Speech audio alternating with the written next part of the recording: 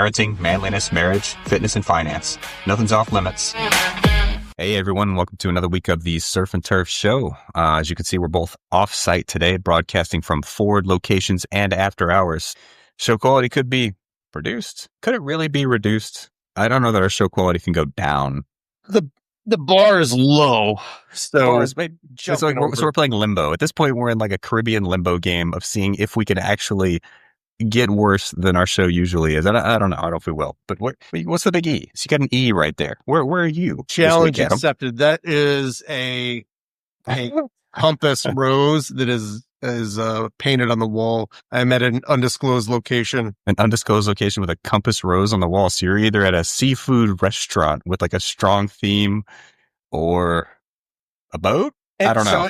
So it's a bathroom of a Long John Silver's. And now Long John Silver's. I don't know if that's a nationwide phenomenon. I'm in Texas. There are Long John Silver's. They are quite delicious, but I think some people might not actually know what Long John Silver's is. All right, kids. It's a place where you can get seafood in large quantities in a expeditious manner. It is delicious, actually. Their little fish patties are pretty darn good. So I'm not an absolute Long John Silver's fan. Like I said, I'm back in Texas, so I'm in San Antonio this week. I may or may not be broadcasting from inside the Alamo. And there's Long John Silver's here. The basement of the Alamo? The basement of the Alamo. Man, the basement of the Alamo. That reference goes way back to my childhood. You know, we talked about stepfathers once upon a time. This is a stepdad story. It's super relevant. I've always said stepfathers have a really hard stepparents. Stepparents have a pretty tough job, right? But my stepdad, I got to give him full credit. He called Paul Rubin long before Paul Rubin was revealed to be Paul Rubin. Really? I mean, he was absolutely like, "There's something wrong with that guy. You should never watch that show again." Wow. Was he prescient? Or maybe was he just reading a normal situation that I missed as a kid? That's interesting. I used to watch like the Saturday morning Pee-wee's Playhouse like all the time. 100%. It was a great show when I was a kid. I loved it. He was not a fan, and I don't know the two of us. Maybe he just called that one right. I'm not sure. It is like a really weird show when you stop and think about it. It's pretty weird. I mean, a lot of kids' TV is. I mean, gosh, the cartoons have gotten weirder and weirder since I was a kid. I watched, Gumball with my kids. I'm not really sure what's going on in that show. I'm not sure. Yeah, I think my son went through a Gumball phase, but I think my daughter is not. She's into some other just atrocious brain rotting content. There's a lot of it out there. You get the little versions like Paw Patrol, which is just brutally insipid, right? I mean, it just drips with the kind of content that my Gen X brain wants to just throw up all over. But he loves it, man. Loves it. Paw Patrol, Bubble Guppies. So Octonauts is probably one of my favorites out of Australia. They've got the British accents, right? It adds a lot of credibility. Like, to me, just having a British accent makes it more credible. Like, all of the factors considered equal, if you're telling it to me in a British accent, even like Google Maps, if I got a Google Maps voice, a little more credibility there.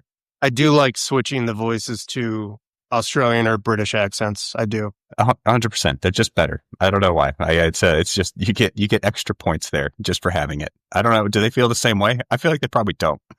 Right. Is it inverted? Yeah. Does the inverse apply? I don't know. It's a good question. I'm going to go out on a limb and say no, it doesn't. But I don't know. I could probably the ugly American accent. If there are any British people who wish to tell us in the comments whether or not it applies the other direction, I would love to hear thoughts on this. I don't think that's going to help with the quality of our show today. But so we're talking adversity, right? We closed out the show last week. We talked on decision making. I think we had a good piece on that. And now we're talking adversity today. And we're talking about kind of the importance of adversity, right? So really the whole goal of the show is to try and define who, the qualities that, you and I would like to possess ourselves, the things we are working toward making ourselves better at. How do we become better people in this time of troubles? And how do we help our kids become better people too, right? I mean, that's what we're really aiming for. And one of those factors, I think, is overcoming adversity. Now, so it's kind of weird though, right? I mean, adversity itself, is there value to overcoming adversity? There's the expression, you don't have to train to suck. I mean, you're not going to train to suck. Like, why would you do something difficult? Why would you just not do something difficult? So this is obviously a rhetorical, you're setting up a rhetorical, volleyball in the air for me, but yes, I do believe that Come on, adversity. spike it back to me. All right.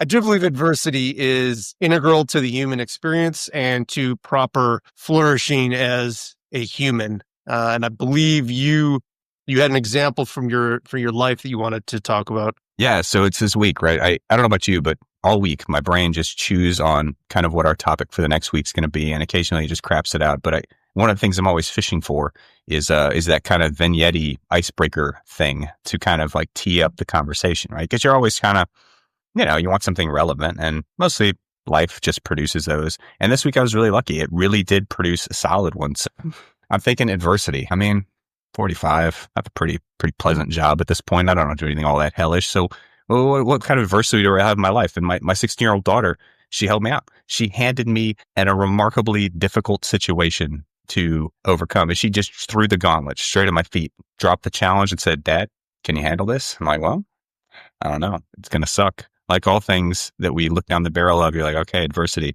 especially when you have the time to think about it and you really have to prepare. You're like, I know this is going to be terrible. I know it's going to be horrible. It's almost worse to have adversity that you have to build up to than having it sprung on you. I don't know if you feel the same way. Well, yeah, I mean, and that's probably, I'll talk about a vignette from SEAL training later, but definitely the anticipation of a thing, I think in many cases is worse than the thing itself. Sure, you're right. And oh man, your SEAL training, it's going to be so much better than my vignette, but that's okay because this is just from this week, but it's all right. So my daughter, she's 16. We did this classical curriculum thing where she, she reads like the great books and she's trying to learn off from the great books and she loves English literature, right? And so one of the books she's read is Pride and Prejudice, Jane Austen. She comes to me and is like, "Dad, you ever read Jane Austen?" It's like, well, I read some pieces of the book Pride and Prejudice at about 16. I think I stopped reading it after about 4 pages and probably just either cheated or bullcrapped my way through the test to make like a C minus. I'm thinking, let's say I'm not a fan. In fact, I'm not a Jane Austen fan at all. I find it to be quite unreadable. And she said, "Well, I bet you'd like it now. Why don't you read Jane Austen and tell me if you like it?" And I'm like, she threw the gauntlet. She threw it right there at him. She said, "Read Pride and Prejudice and tell me if you like it." So I have to. So I'm committed. I'm committed to this horrible, like, slog through a book that I suspect I won't like. And I'm not going to lie, like actually one chapter in, it's not that horrible. But yes, so I'm facing this adversity. This was my adversity to the week, was challenged to read Jane Austen and assess whether or not I still like it. Can you top that? You think SEAL training is going to top Jane Austen? You told her that you liked it in high school? No, it was horrible. It was the worst thing I ever read. Okay. I can't. Oh, it's just horrible, like drawing room conversations from 19th century England. 16-year-old Dan had absolutely zero patience for these conversations. It's like so much dialogue. Yeah. So I think I've only read scenes here and there. I think it's a timeless classic for a reason, because it talks about certain themes of the human condition. Like obviously being too prideful to see what's actually good for you and being prejudiced about somebody based on their kind of superficial appearance of their class and station. Have you considered reading Pride and Prejudice with zombies? No, is that real? Yes, it is 100% real. Now I'm going to issue the challenge. Now my daughter's going to get some adversity because we're about to flip this guy right on his head. I'm going to read Pride and Prejudice. We're going to finish it. I'm going to hear about Mr. Darcy's problems for another 200 pages. And then she's going to read about zombies. We'll see which one's better. I don't know. You think Jane Austen could stand up to the zombie version? It's possible. Probably she can, actually. Yeah. if we're being honest, she's selling. Really it's selling year after year. So. I mean, I'm an author. If we're being honest, if I could write something that captured that world as well as Jane Austen has captured that world, I may not be that interested in that world. But if I could write something that was that amazingly descriptive and really like brought it to life that well, then hey, man, I'd be a rock star. But there's a reason that I'm not Jane Austen for lots of reasons. But no, it's actually better than I thought. I'm still not that wild about the plot, but man, she really is quite a solid writer of dialogue and description. Mm-hmm. So yeah, and I've just studied it for that respect to understand how she constructs scenes, and yeah, she's a master. She's quite impressive, and I haven't even seen any of the movies. I should probably do that at some point. we let's just go ahead and change the topic of this. Like, we are in theory like a podcast that focuses somewhat on masculinity, and I can feel my testosterone count lowering during this conversation. Like, you know what? We got to get off this. Like, so let's just All right, no more, all right.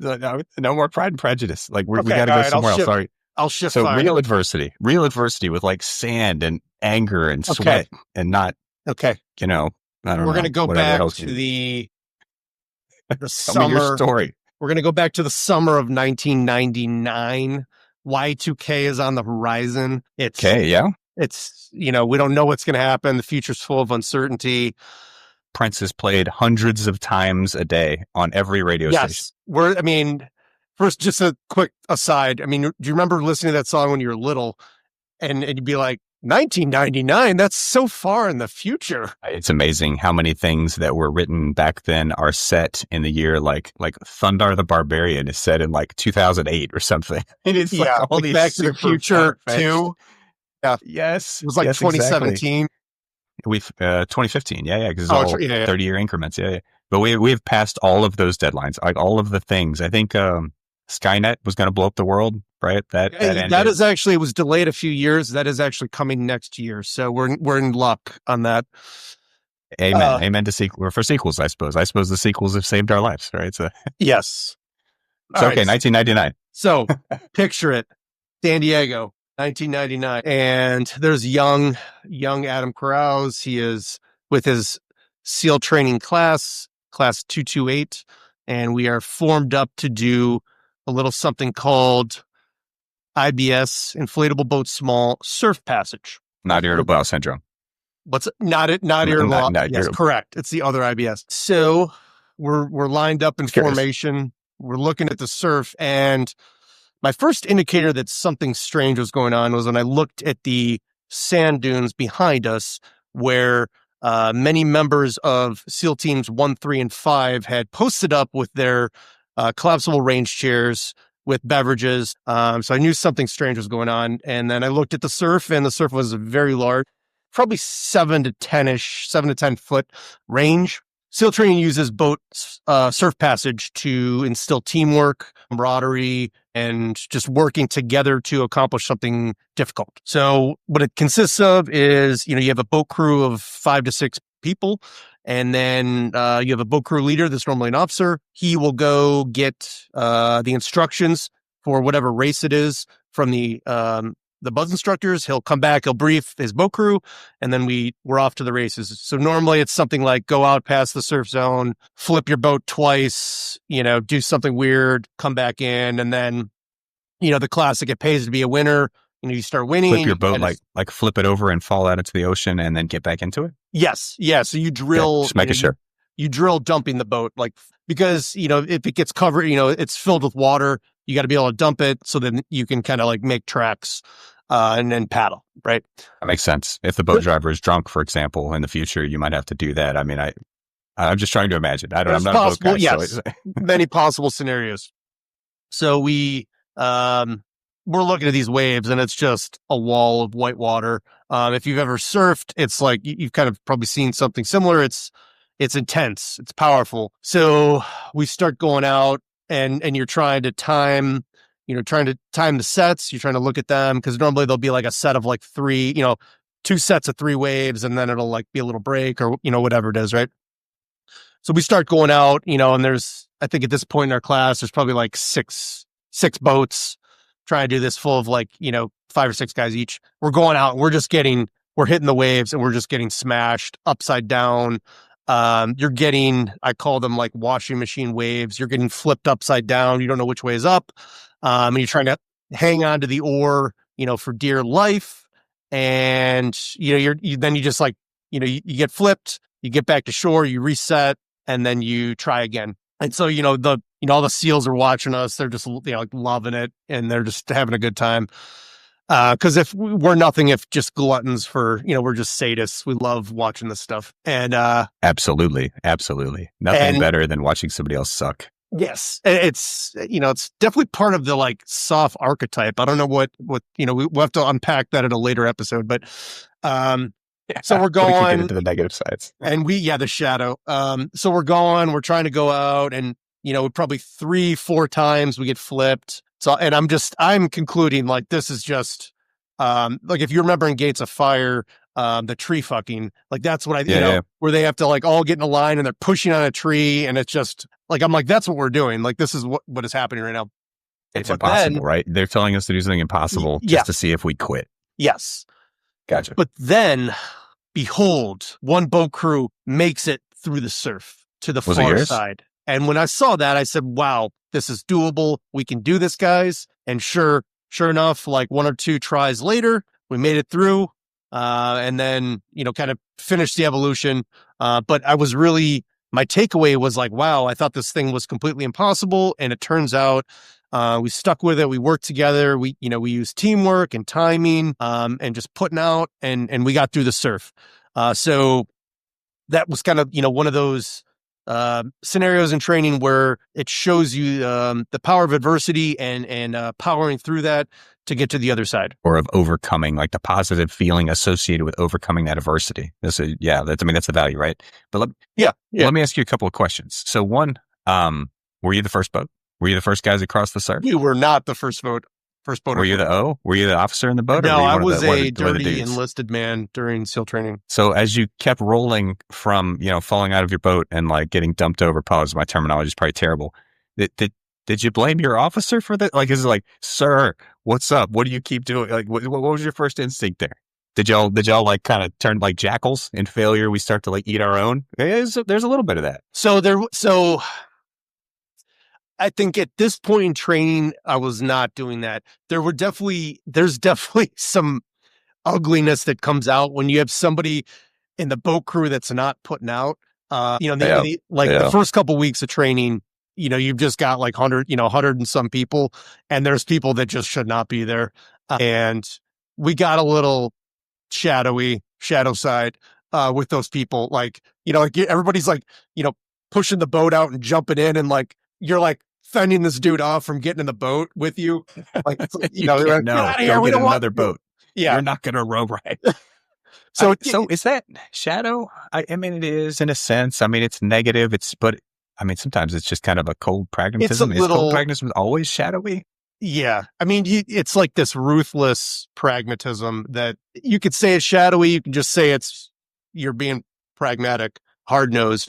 Maybe it kind of wanders between the two. Like sometimes, because we have a similar thing with log PT, where it's like so many people can be on a log, and if you're on a log and somebody else is not lifting the log, well, there's only so much weight, right? It's a zero-sum game. So if there's 10 people on the log and 9 are lifting, then obviously, that amount of weight changes dramatically depending on who's underneath it. But so I think you can vary. This is just speculation now. I think you can go from shadow to not shadow pretty quickly. Maybe that line starts to get really fuzzy, right? Because if it's just weeding out someone who's not putting out the level of effort that they need to put out, same level everybody else is, that's one thing. But it can get pretty nasty sometimes and straight up turn into, I think, doubling down and kind of crushing people. So yeah, and I think what's fascinating about the log is, it's like a dowsing rod for somebody that's not performing properly.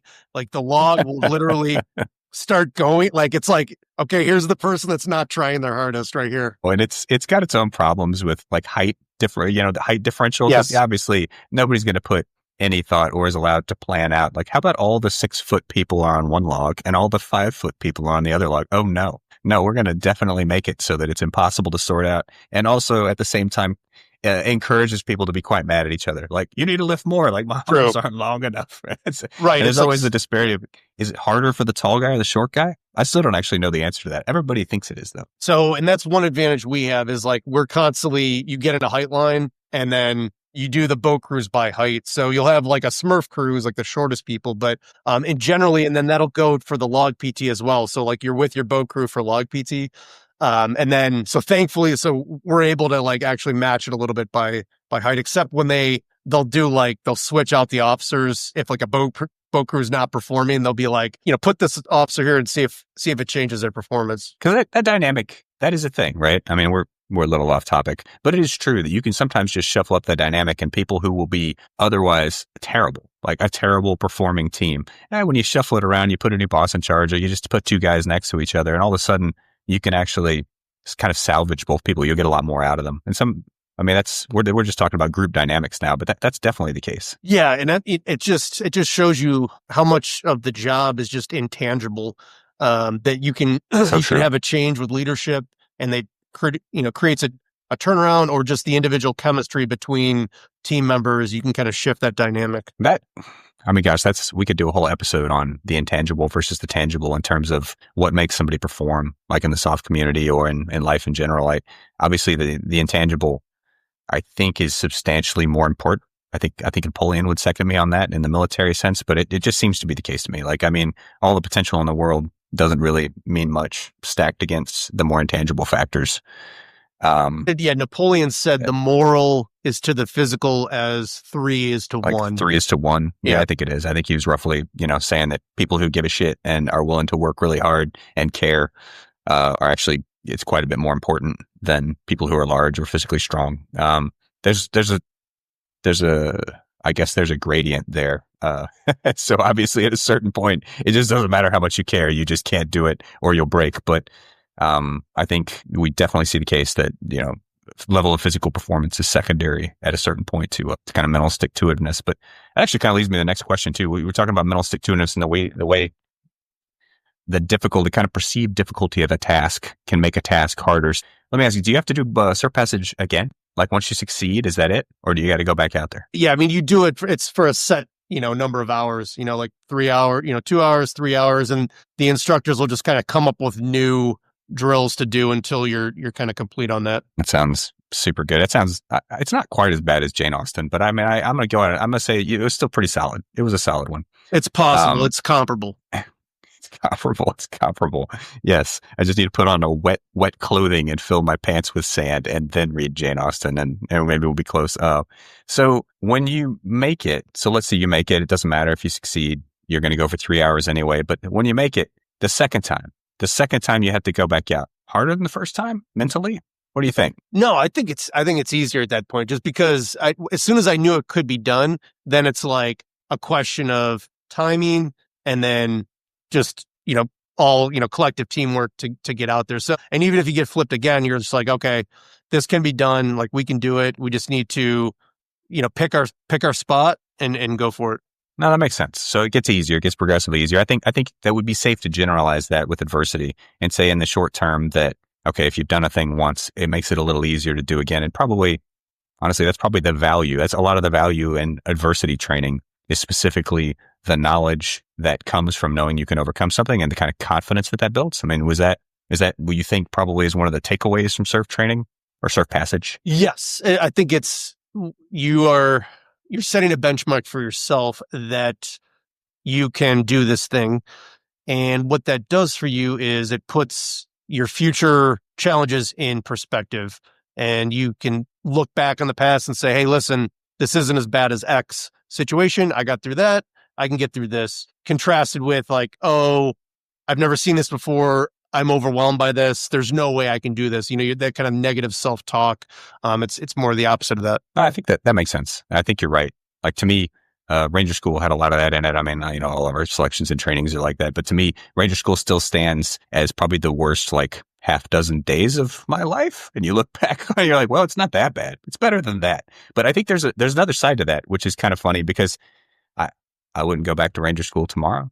Like in some ways, it's probably larger in life and more of an adversity thing now than it was then. So like as you take enough time between two iterations of the same, like if you had to go do surf passage tomorrow, would it seem even more insurmountable than it had? Or do you think you'd be like, nah, I think I could handle it well and I'd know I could do it? I mean, if it's just surf passage, yeah, I could do that. But if it's like how much to do buds again, like that would be a different calculation. No, it's like, you can have my Ranger tab back. I'll be okay. If I had to restart, like, nah, I'll keep the picture and you can have it back. I don't think I would do it again, but what is that? Where does that effect come from? Because that's almost the opposite of what we're talking about. We're talking about how adversity hardens you to these things and makes it easier for you to do mentally challenging things. But when do you get around to the other side of it? You're like, well, I've actually done enough adversity and I just don't want to do that. I'm not going to do that right now. Where does that come in? Is that just because we're old? I mean, I think as you move through stages of life, the the challenges change. So we're going to find adversity. It's just not going to be that sort of adversity like that, kick in the cojones, like that, that physical adversity. Like we're going to find, I guess it depends on the person. I mean, like people are doing like adventure races, like, you got to find new Sure. ways to test and challenge yourself, I think, because if you don't, then you start to get dull.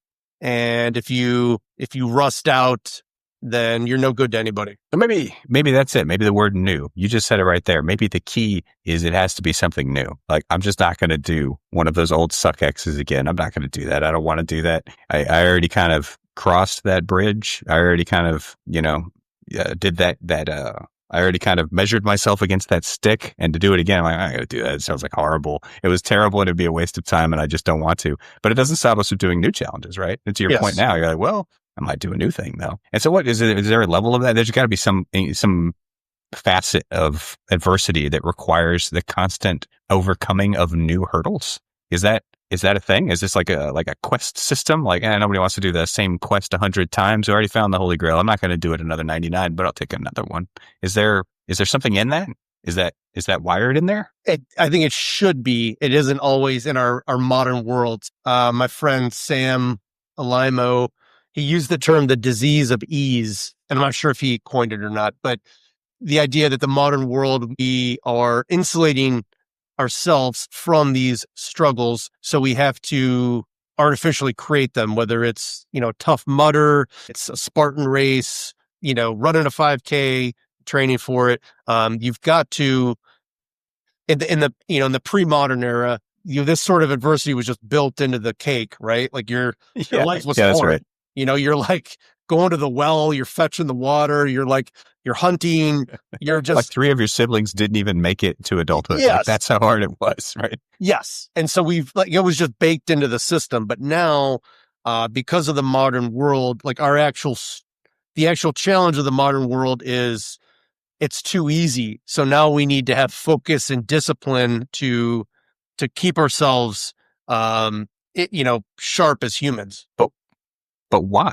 I'm not really disagreeing with you, but what is it in us that makes us collapse without struggles to overcome? Like, what is it? I mean, you see it. I don't disagree with you. I think one of the symptoms of kind of modern malaise, like, kids who don't leave home and are 30 years old and just sit around playing video games in their parents' basement all the time. Like one of the reasons is there's no challenge. There's no thing they feel they can strive against and overcome. And so you don't get any of the accomplishment that goes with that. You don't get any of the kind of glory because there's like a lot of social cred that comes with that. You don't get any kind of mental confidence. You don't get the kind of physical boost. Probably like there's actual hormonal boosts when you do that stuff.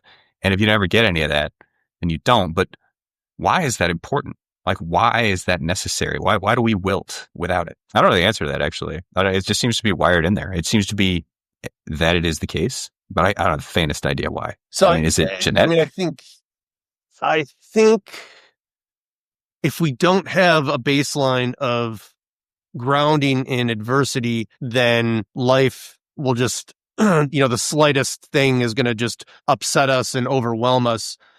So, this would be why it'd be good to play sports is you can kind of bake in some of that adverse situations, and that kind of prepares you for, what life is going to throw at you. Like the Mike Tyson, everyone has a plan until they're punched in the face. Absolutely. Life is going to punch us all in the face in other nether regions. So we better be prepared for that. So I get that. And you definitely see that. You definitely see a hardness in people who have overcome adversity of whatever flavor that enables them to kind of handle challenges. And I don't think that's really disputable, right? I mean, you definitely see that all the time. There seems to be a threshold after which maybe it's no longer constructive. Like at a certain point of overcoming adversity, it might actually be destructive. I think a lot of PTSD and TBI is sort of that carried to its logical conclusion. But honestly, that's not quite what we're talking about, right? Because the ability to kind of deal with what like life throws at you, I get that. And people who don't put themselves into adverse situations might lose that and might be kind of fragile. But there also seems to be kind of a deflating effect. There's just nothing there what is it about overcoming adversity that makes you want to go out and do more adversity or overcome more adversity? Does that make sense? Like there seems to be kind of an ambitiousness that comes with it. Yeah, well, I think it's that like self-efficacy. So you do something like whether it's like you sleep outside and it was like raining, cold, you get through something difficult. You pass calculus. You do something that's hard and then Read Jane Austen. you make you read Jane Austen. Um that gives you a sense of accomplishment and you just feel like, hey, I did that, I can do this, I can do hard things. And when we don't program that into the schedule, then um, we are setting ourselves up for a bad time in the future. It's true. And I don't know why. Again, I don't know that maybe we just can't put our finger on it. Maybe we can't really say why there is this deleterious effect on, your spirit, if you want to call it that, when you never challenge yourself. But it does seem to be the case that it just causes people to kind of just drift into kind of a malaise. And again, I don't understand the why, but I guess let's just take it as a premise. Say, okay, well, it is the case that you should do that. And if you do that, then it will have all these positive effects. You'll become more confident. You'll become more resilient because you'll have the ability to kind of strive and overcome things. Again, weirdly, you get cool points, like for whatever that's worth. It does seem to be like socially valuable to do these things. Otherwise, I don't think people would have stickers all over their cars. I mean, frankly, I don't know that anybody's listening to us, but I don't think they would be listening to us if we hadn't done lots of hard things, because it's really the only reason we're even here talking is because we've both done a lot of hard things and somehow that seems to have some value. So I think we can say that, yes, it is the case that there is value for it. So now let's take it down a generation and say, all right, man, well, if we accept that there's some value in it, we think that even at our age, having done a bunch of hard things, we should still continue to do hard things or we'll both get, fat and soft and slow. And that's bad. Then how do we build that? And so, like, as a parent, how do you build that into your kids' lives? Like, what do you build to ensure they have those opportunities? Yeah, so I think there's a lot of different options there. Sports definitely is a big one. And I think you can get a lot of adversity through powering through a sporting endeavor. You can get it through just I being agree. out in nature, whether you're on the water, whether you're camping. Um, you can get it through challenging coursework in school. Um, yeah, I mean, I think there's a lot of possibilities, but the danger is, yeah, you don't program enough of those into your kids' lives, and then because the modern era of parenting is very much, we had the helicopter parent, which is like we're all in everything, and then we have the snowplow parent, which is you're clearing away all the obstacles for your kid. I haven't heard that one. And when you do that, I think, you and I growing up, the edge of Gen X and millennial, we had to deal with adversity. We had to deal with like a friend that didn't like us. You had to deal with a lot of things and we had to navigate them ourselves. Now some of that gets bad, right? Like some of that is like gets neglectful. But look, the shadow Yeah. side of it, right? Like, Um, I didn't have a water bottle ever when I was a kid re- playing any yeah. sport, and throwing up was part of sports practice. That was like, oh, you're just throwing up. That's good for you. Like, I Yeah, think that's that builds actually heat character, Dan. exhaustion. That I, builds I think character. that's heat exhaustion, but maybe Yep. I'm wrong. Maybe we're wrong now, and actually I it's mean, good but for all you of to that throw up prepared you during sporting for events. the assessments that you went through. That's true. It prepared me to do further hard things and not have water bottles in the future. So yeah, there was some goodness there for sure. It's funny. It's funny you mentioned sports because you're right. I think that sports have a huge value in kids. It's although you like my kids play tackle football. I don't know if you know. There are a few things that will cause a record to stop faster at an upper middle class party where you're like, hey, so are your kids sports? Well, yeah, my kids play tackle football. I mean, well, there, there were people that look at me like I'm a horrible monster. Like, do you not care that your children are going to get concussions and be killed? Like, do you hate your children? Like, no. When did that become a thing? When did it become the case that football, which was, I don't know, one of the staple sports of my childhood, when did it become the case that it was all of a sudden the most evil thing you could ever do? And any parent that cared about his kids would not let them play football. And I, I don't know. I don't feel like it's the case. I don't know. Am I way off? And I mean, there's a lot that goes into that, right? Like there's people that, they want to signal that they have the most morally wise perspective. And then they're going to, put that on you. I think I would prefer if everybody had more of like a live and let live type of attitude. Yeah. Different strokes for different folks, but, that in reality, there is, there is judgment from society based on parenting decisions. So, At least we're dads, though. I mean, we discussed this before, but at least we're dads because moms get way yeah, more and judgment. that's, and the It's mothers, brutal, it's, brutal. yeah, so the dads get away with like way more than the moms do. So we get, you're so cute, bless your heart, like you did this, you did that. Oh, you're just You trying your just don't best. know your kids are going to get concussions. It's not your fault. Right, right, You're yeah. probably not smart enough to know that yourself. Like it's like, Yeah. No, mothers are held to an impossible standard. it's so true. I don't know what, I don't know what that asymmetry is about, but um, it's unfortunate, but it is the way it is. And so, yeah, like that goes back to the risk discussion. So like, we will let our children do things, more risky than mothers will, and we won't suffer the same punishment, the same censure from society, from our peers that mothers will. It almost seems kind of baked into the dad role, right? It's kind of the traditional dad role is that, well, dad's going to let the kids stretch their legs out a little bit. They might get hurt, but that's just part of being a dad. I don't think it's totally wrong. But I will also say that mostly it seems kind of canalized. Like I find that for the most part, maternal criticism comes from other moms. Like at least in my small experience, I don't find a lot of dads going around and sharpshooting moms parenting, but I do find a lot of Yeah, moms yeah, shooting moms parenting. It's very woman on woman violence in there. I don't know why. I'm not sure why. yeah. I don't know. That is like I'm getting beyond my pay grade trying to analyze that, like what the It's true. complex I'm not psychology. qualified.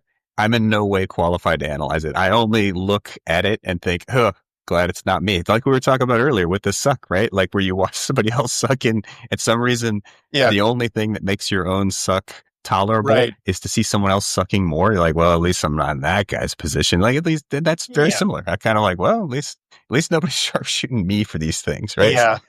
Was that like Schadenfreude? I don't. Schadenfreude, yeah, Yeah, 100%. That I don't is know what. that only the Germans would have a word specifically for the positive feeling you get from watching another person experience unhappiness. Like, yeah, I figure they invented that word. It's not a shocker. Um, Man, but that's some wild stuff. Well, let's step back. Let's step back to that because we were going to talk it, but then we didn't. So, what is it about the experience of overcoming adversity that makes it so pleasant to watch someone else experience that adversity and then have a worse time with? I mean, what? Again, that probably is just straight shadow side, right? Like that's probably just the bad side of humanity that kind of is like, huh, at least that guy's worse off than me, but. I don't know. It does seem to be baked in. Like I've seen it a million times as somebody experiencing it and as a leader watching it in others. It just seems to be part of the recipe. Well, I think we all have egos, so and we're all the hero of our own stories. So when we That's true.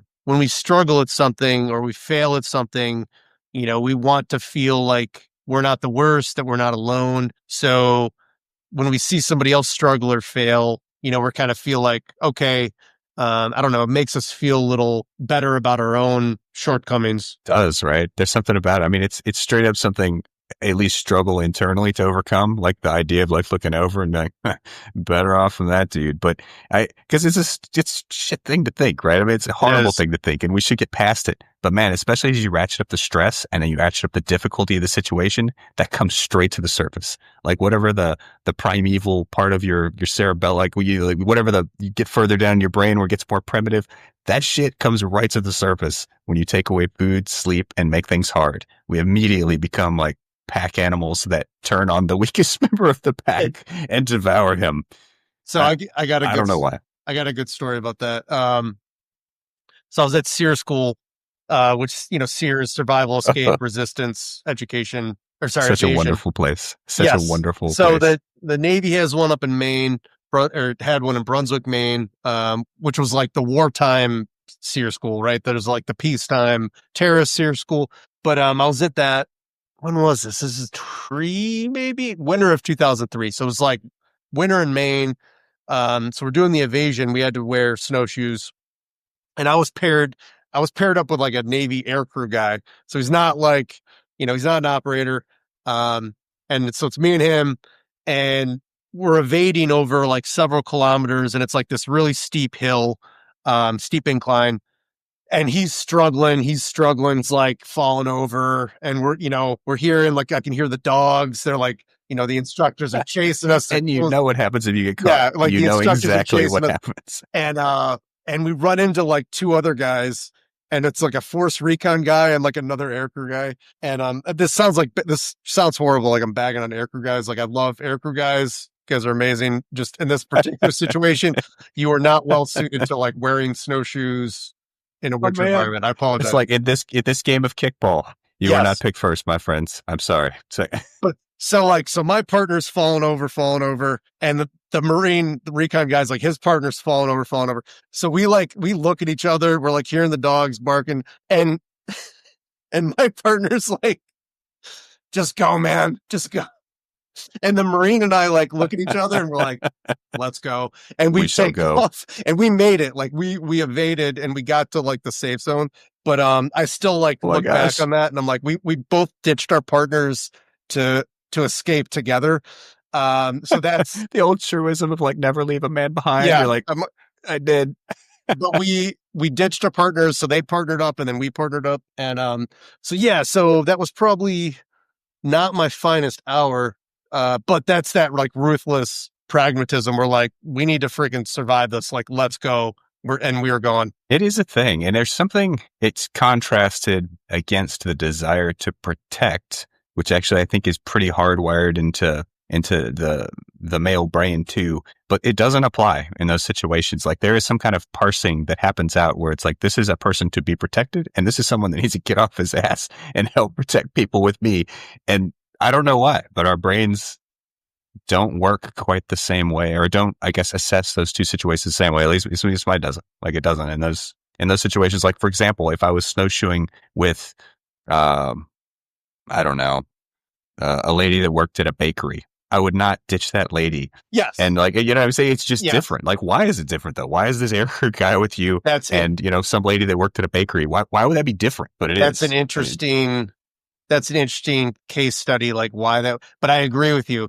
So why is that? Because she's more defenseless.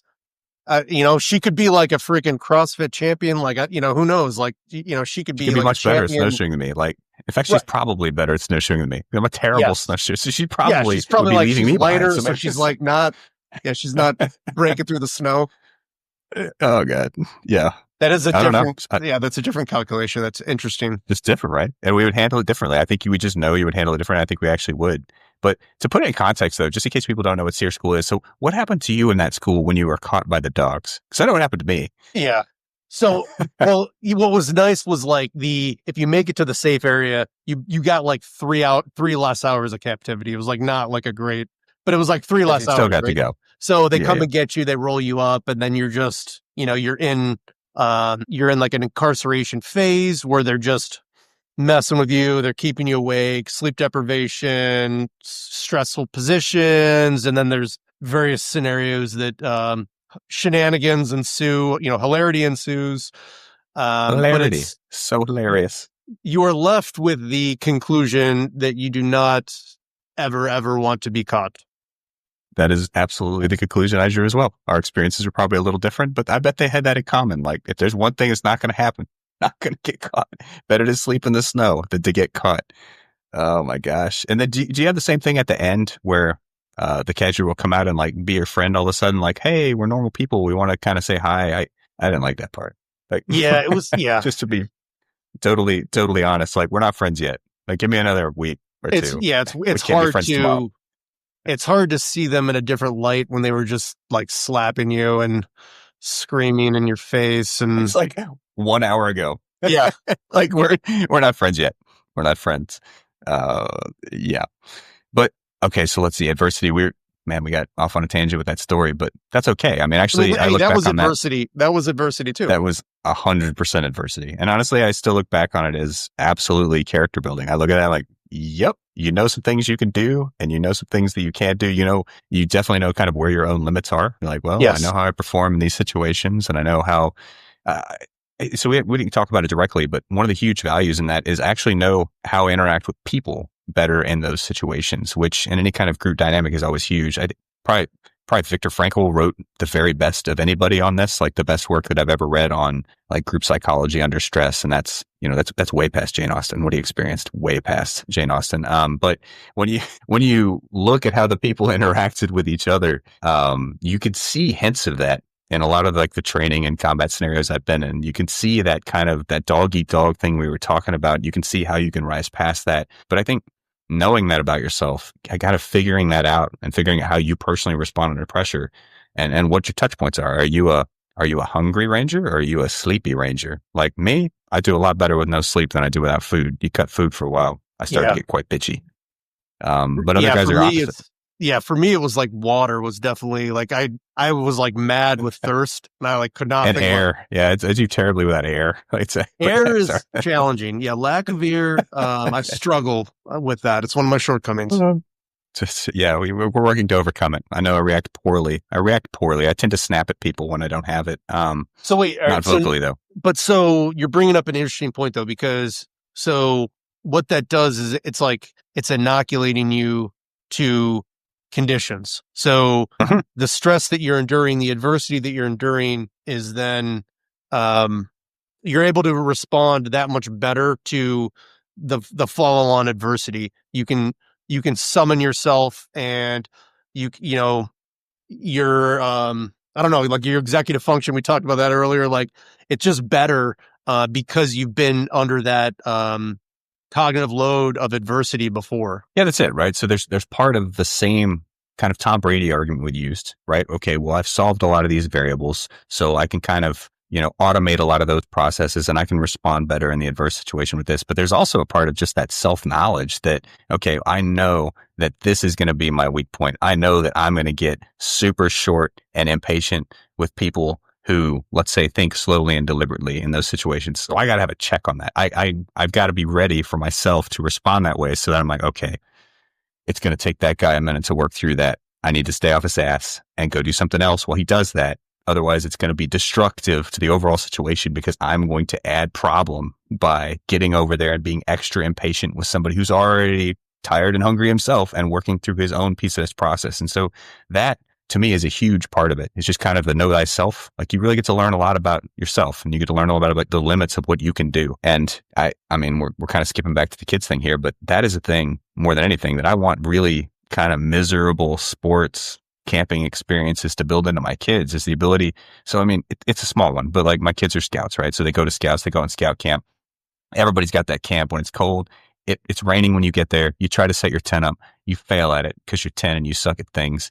And so you have this hot mess of a tent. The floor is soaked. You're soaked. Your sleeping bag's soaked. And you just have a long kind of shitty night of being not hypothermic, but pretty miserable all night. That is so amazingly formative. I mean, it's a cliche to say it builds character, but it builds so much character. And I would hate to cheat anybody out of that. I mean, that's exactly what I want. Well, and that's like I think the catchphrase for the Naval Academy is it's a tough place to be, but it's a great place to be from. And I think that's getting at, part of that is like, that's true. We don't I went to 2 SEER schools. I hated both of them. They were miserable, but I'm like glad that I went to both of them because I learned different things in each one. So, every night that I shivered, out in the cold, like that sucks, but, that contributes to my resilience, in overcoming that sort of thing. And that informs me like moving forward as a human. I think that's true. I think that's probably the number one positive takeaway from everything. The set of positive takeaways, what we've been trying to describe this whole episode, poorly as we kind of bounce between tangents is it, right? Like that's what we're shooting for. That really, the confidence, there's the actual raw ability. There's the confidence. There's the kind of knowledge of yourself. And there's this somehow calmness that comes from overcoming stressful situations repeatedly that really seems to provide value. It really seems to provide, I think, context and in people's lives. Now, what if we're saying that's the good, then when does that become too much, right? I mean, we would not say, I think, that anybody who survived the Holocaust was better for what he or she survived, right? I think Viktor Frankl does a good job of laying out how you take the most you can out of the situation, but we would say that a certain point, a certain threshold of, miserable, hellish adversity, it's just straight detrimental. You see this with a lot of war veterans. You see this with a lot of other, people who've survived horrible situations. But where's that line?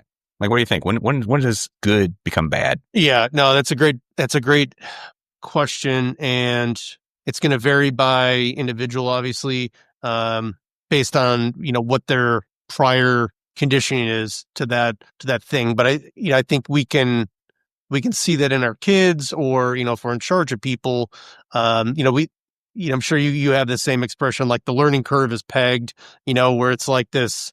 And you've seen it when you're done, like you've done more of those, like National Training Center, those big scenarios, and there's A just a few, point where yes. it's like, okay, man, like nobody's learning from this. We're just like crushing ourselves into the dust. The Um, diminishing returns, right? yes. You have hit this point. Like, we're suffering now, but nobody's gaining anything out of it. So it actually connects to like Csikszentmihalyi, Mihaly Csikszentmihalyi. I can never pronounce his name. The guy that the psychologist that came up with flow, right? So there's this idea of like the flow is here, and then it's like too hard over here, too easy, and you're trying to find like the Goldilocks. Um, you know, You said it again. despite being an immoral little girl that's going in and eating people's porridge, finding the Thief. Goldilocks porridge that's just right. It's not too hard. It's not too easy. That brings flow in. I think that's probably that's a good rule of a good guideline for how you're structuring the adversity. So that, to me, that speaks to that sweet spot we were talking about earlier with why does it seem that people whose lives are just too easy kind of wilt. But you would say also that people whose lives are too hard are just smashed down by them, right? Like, to talk back to the old days where, it was just brutal and hard and you just didn't make it. So, I mean, certainly I think you're right that flow is describing that, but maybe then the trick to building it into our own lives. I mean, there's some things you can't control. You can't control, combat. You can't control if you could put it to a prison camp, but you can control when you're teaching your kids, when you're raising your kids, and in training yourself, training others, you can control it. So maybe the sweet spot is to structure it so that there are kind of these upper limits that are invisible, ideally to the training audience or the kid. They don't know that there's a kind of a safety net there, but you want them to have to kind of knock against it, right? You want them to push against the upper level of difficulty in an environment that is safe. We can disagree whether tackle football, for example, is safe or not. I mean, we can disagree with kind of what those levels are, but even at the individual level, you establish those limits and then you let the person knock against that limit, because that's the way you really like suss out when you've achieved adversity. Does that seem valid? Like, you kind of let the person move along and kind of bump against that to kind of determine, to gain the positive sides of it without crossing over into the negative? Yes. And I think that, going back to the sports, I think that's what like sports do for you, is it's like a controlled environment where you're able to develop those skills. You're able to practice in a challenging situation, but it's not life or death. You're not tipping over into some overwhelming traumatic experience, but you're able to test yourself under adverse conditions. And that's good. You get all of the positive qualities with relatively few risks. I mean, there's risks to everything, but it's the same principle that when we use simunitions. I don't know if you feel about simunitions. Simunitions, I have, I think, literal and figurative scars from simunitions, but there's no better training tool than simunitions to teach you to maximize your use of cover when moving through an area. But that's what they're for, right? Like, that's what if people aren't familiar with simunitions, simunition is basically a paint bullet. Think of it as the closest hybrid of a paintball and a bullet, an actual bullet that you could make. Like, take a paintball and move it as far along the spectrum of real bullet as you could get it, and then that's where you stop, and that is simunition. So if it hits you in the eye, it would penetrate your brain, most likely. But most of the time, it just leaves a really nasty welt when it hits you. Quite painful, but really good at replicating the impact of getting shot, without actually shooting people. But to me, that's what we're talking about, right? Is a tool that allows you to maximally, I guess, ratchet up the suck without causing actual injury. Yeah, no, simunition is a great tool. I mean, I started my career, we really didn't even use them at all. And then, I didn't really exist early on. Or at no, least I they never didn't. Yeah, saw like when I first started learning to be a SEAL in 2000, like we just did live fire everything, which is not the preferred way to learn close quarters combat.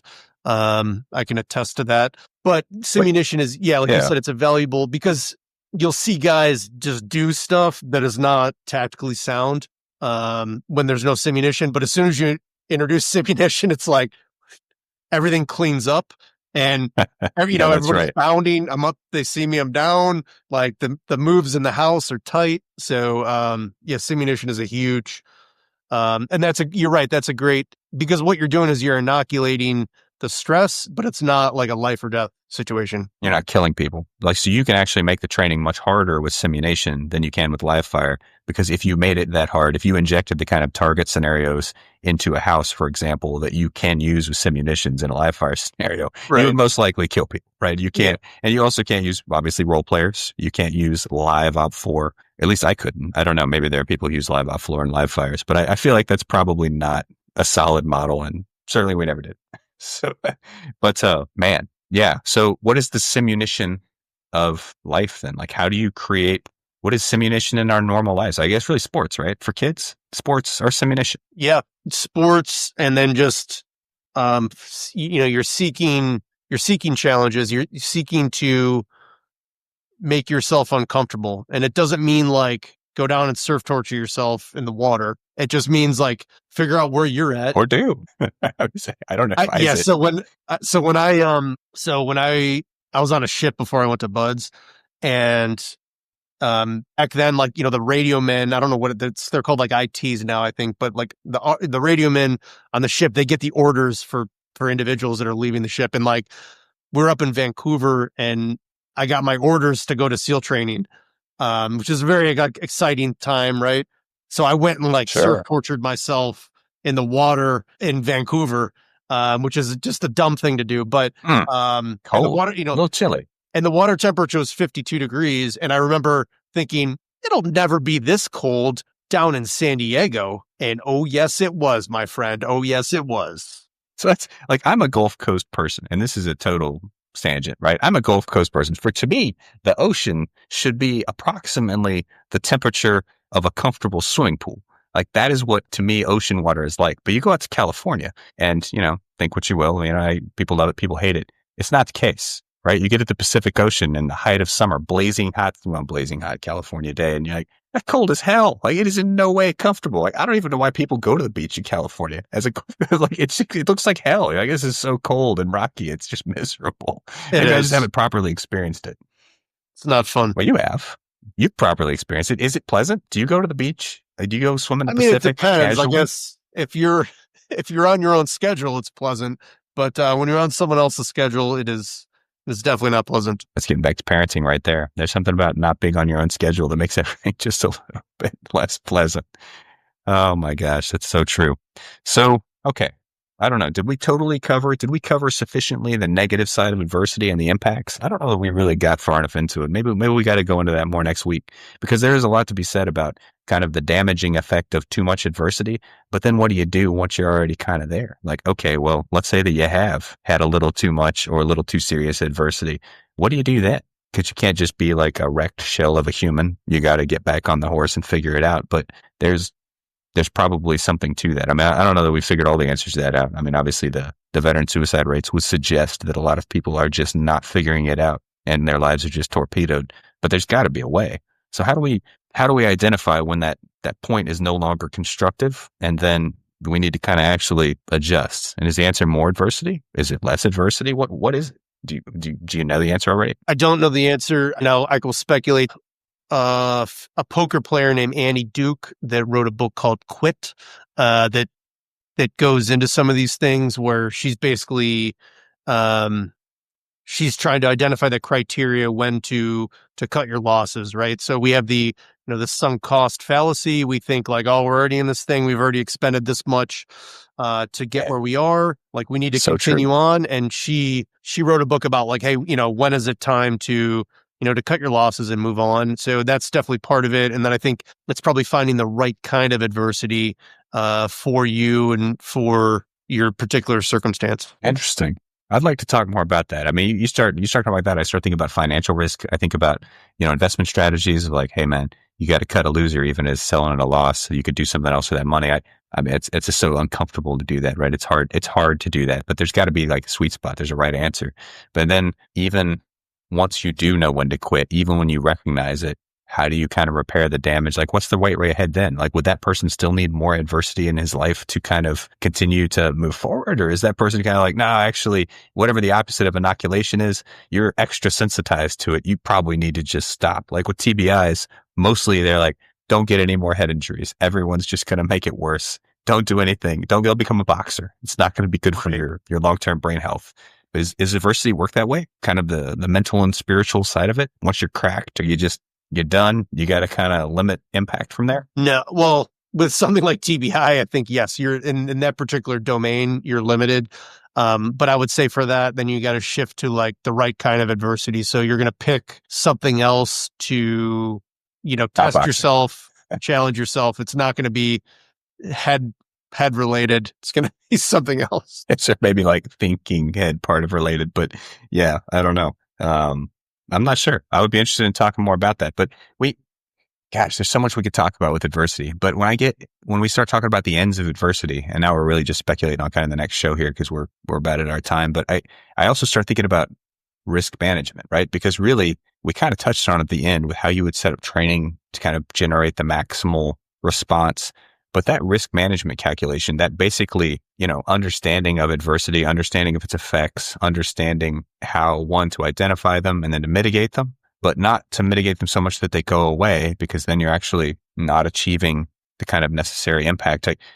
We should probably spend some time on that. I think we got an easy episode on risk management. We could talk all day about how to work risk management into your life. Yes. And I think there's a science, there's an art, there's a craft in the middle. So I think this is more like the craft of it, because there's so many variables, there's so many intangibles that, you're going to probably miscalculate some of them, but the hope is that you get enough of them right that it's not a terminal event. So look at you diving back into decision making right now. You're like, well, in a complex scenario, we would look toward a heuristic principle, right? We would say, well, maybe we'll look toward our heuristic principles to guide us. Since it's too complex, there's too much data for us to be able to digest. We need to go back to kind of more simpler principles and push forward with it. I think you wrote about something like this in your Substack this past week when you're talking about data restriction. You were talking about constraints. Yeah. Constraints. Yes. A key part of risk mitigation is understanding constraints. But man, let's do it. Let's just tease that. Let's tee that up for next week. Let's plan on talking some risk mitigation. We can break it apart. We can talk about risk mitigation in our own lives. I think we use it probably in every facet of our lives. We talked about physical risk today, but obviously we do it across the board. And then how to teach that in your kids and what we think it's valuable. That work for you? Let's do it. Now, will you still be in the Compass Rose room next week? I will still be at this undisclosed location. Yes, that's correct. Fair enough. Okay. I will not be. I believe I'll be back at home station next week. We will be out of the basement of the Alamo, which has a very nice, obviously, interpretive painting back there. Who knew? We'll be back in Florida, so it'll be good. But I hope you enjoy the rest of your week, man. I hope you enjoy your time in this undisclosed location, and I will. And, don't experience too much or too little, apparently, adversity. I'll try to find the sweet spot. The flow. Catch you later, man. All right.